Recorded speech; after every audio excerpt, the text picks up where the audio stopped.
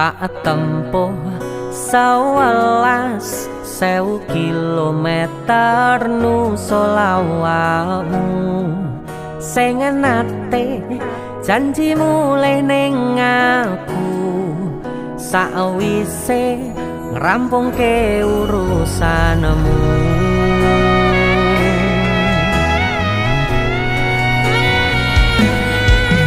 Tak tekadke mas yo ora tau ngalami adem minus siji mosok ora ditemoni